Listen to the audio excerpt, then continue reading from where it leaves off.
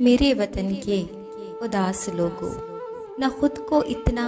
हकीर समझो कि कोई तुमसे हिसाब मांगे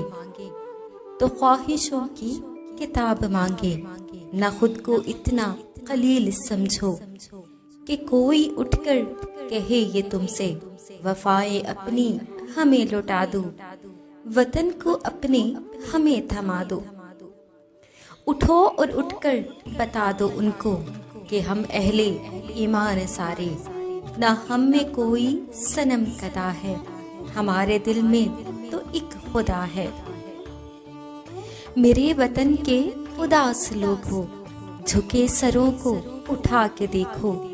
कदम तो आगे बढ़ा के देखो,